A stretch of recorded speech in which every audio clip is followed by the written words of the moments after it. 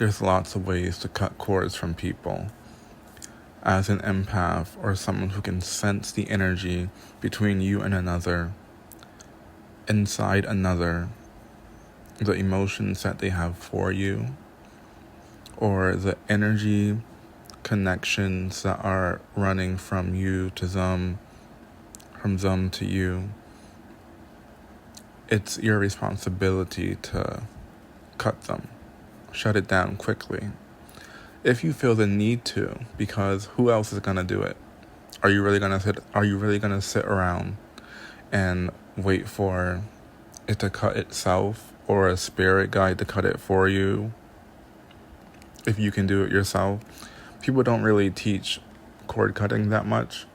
They just try to do it for you, right? Like you go online and then you see a video saying, "Oh, let me cut the cords for you. Let me clean your aura." But you can do all of this yourself. So a good healing is teaching the people how to heal themselves. So if you want to cut the cord yourself, you can first just say, "I am completely and effortlessly cutting any and all cords that no longer serve me or that do not serve me now in a positive way for me."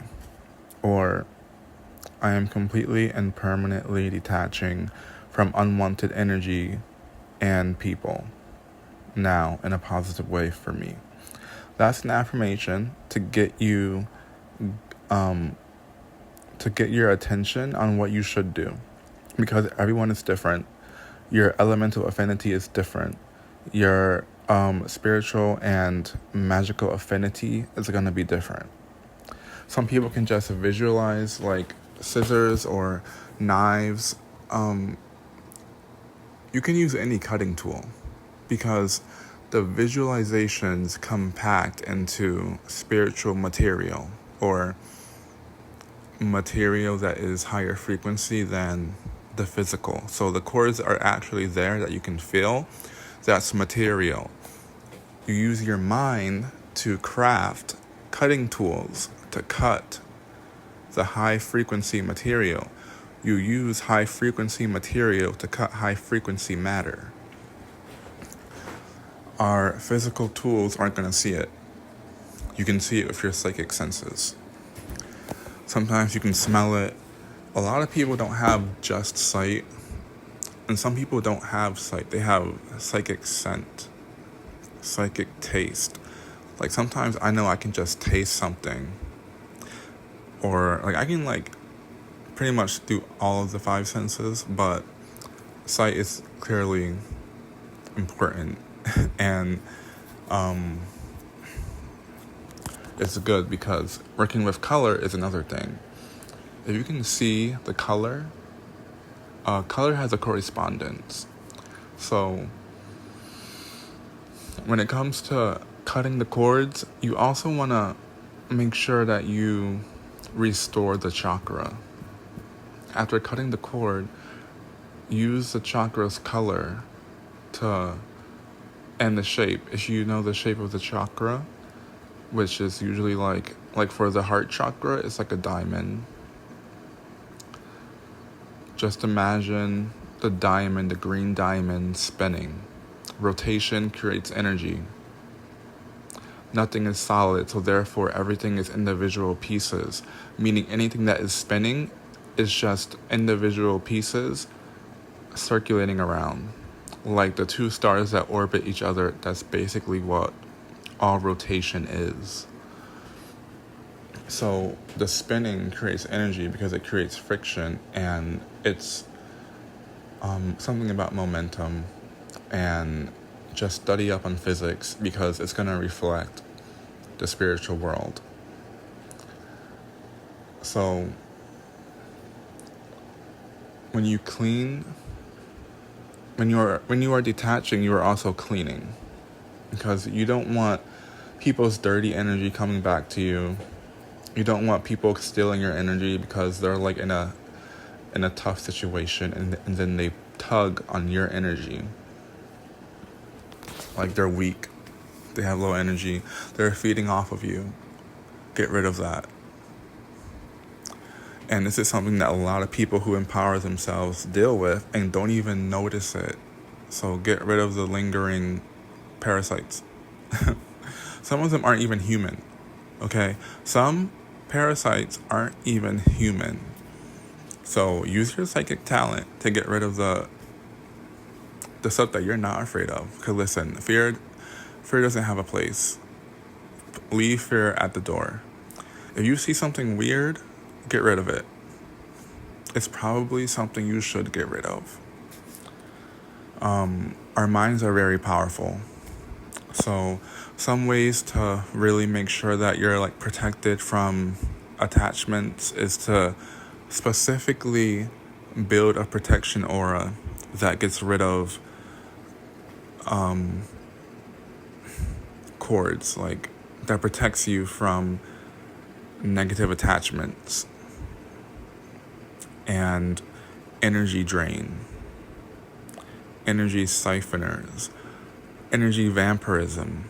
However you want to say it, it's your subconscious that you're using when you perform magic.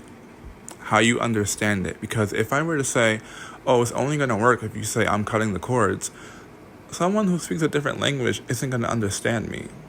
They're going to say the same thing in their own language. And all language is made up. But that brings me to mantra. Mantra is sound, and that's not made up. That's actually resonant with actual effects.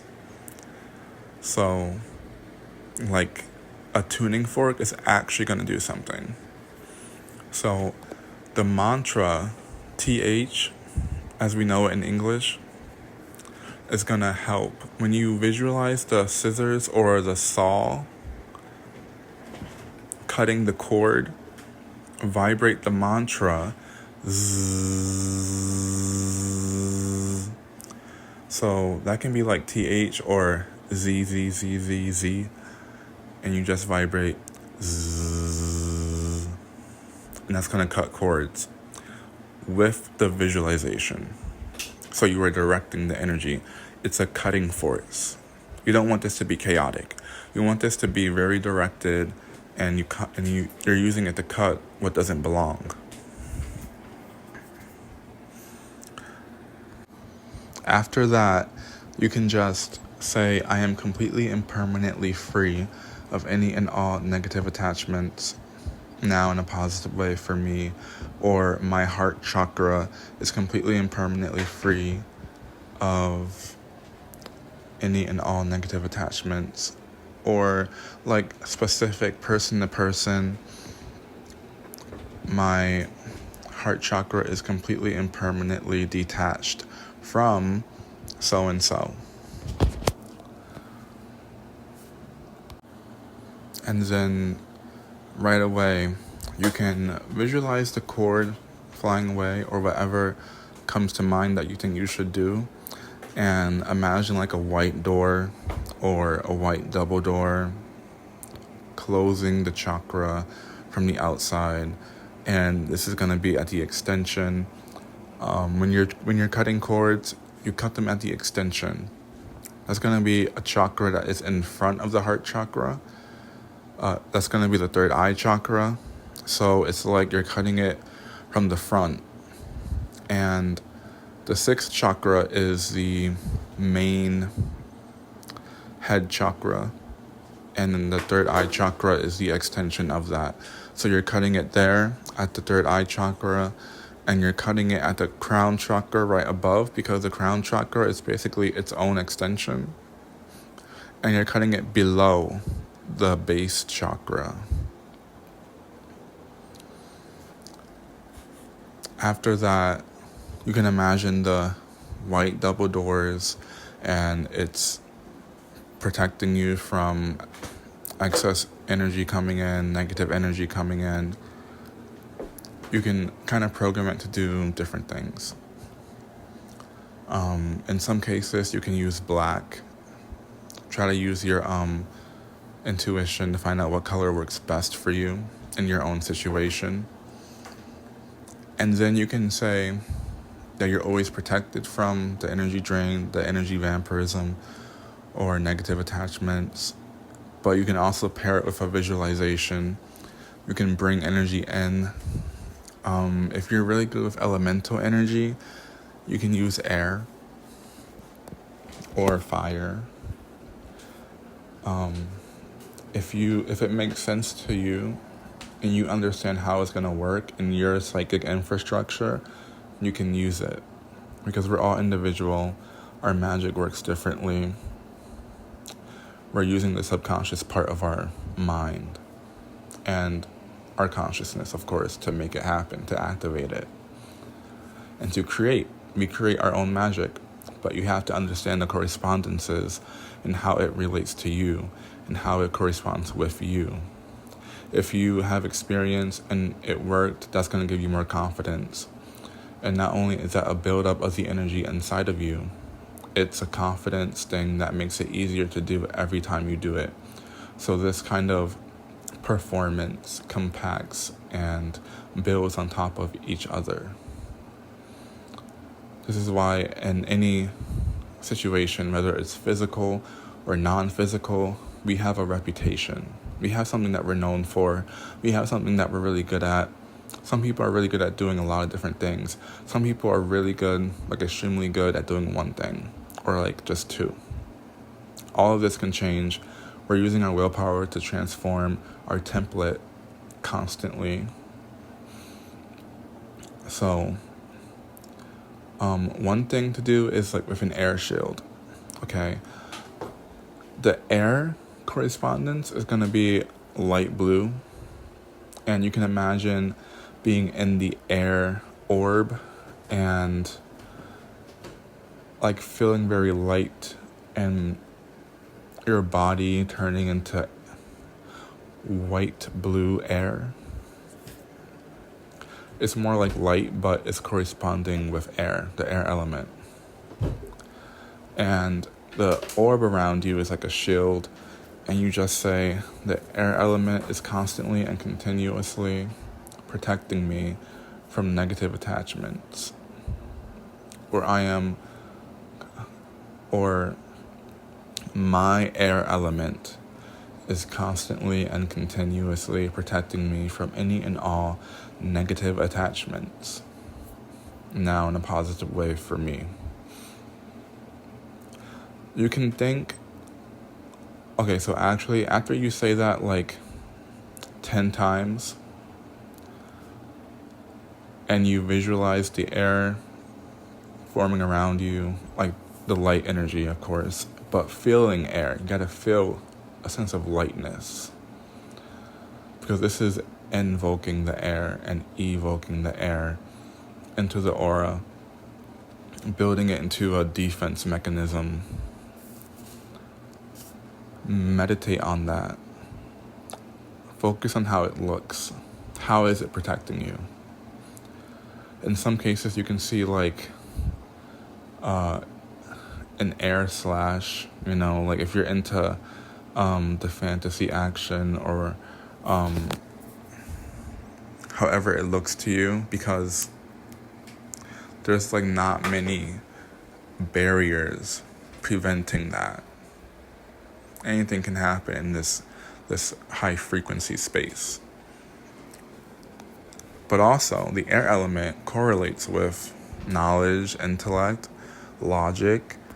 It can make you a little smarter to prevent you from making or keeping negative attachments. So keep that in mind. Another thing that is a little more advanced is if your mind is strong enough, you can imagine cutting the cords from each chakra at the same time. Just imagine your cutting tool at each chakra extension, above the crown chakra, below the base chakra. At the same time, vibrate the mantra, zzzz, and imagine each cutting tool cutting cords from each chakra at the same time. So that's going to be 7 different places that you need to focus your mind on. This is going to take a bit more mental acuity or mental strength. And then just like do the rest of the ritual. Clean, protect, close off the chakras, and all in a positive way for you. But you can always say, I'm doing this in a positive way for me. I am completely and permanently free of any and all, or I am completely and effortlessly freeing all of my chakras from negative attachments now in a positive way for me. And this is why it's good to get stronger and know how you do what you do, because you can compact it into one thing and save a lot of time that way. If you want to get used to the air element, you can just imagine you're in the sky and it's all light blue around you and feel very light, like you're weightless. And then breathe in the white blue energy and know that this is the air element. Don't breathe in for more than 7 reps if you're a beginner, because you can feel the effects later on. So ease into getting accustomed to the air element and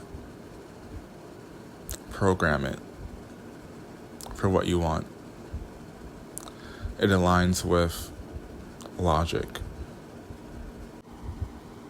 Logic is very broad, but it also aligns with levitation and coordination.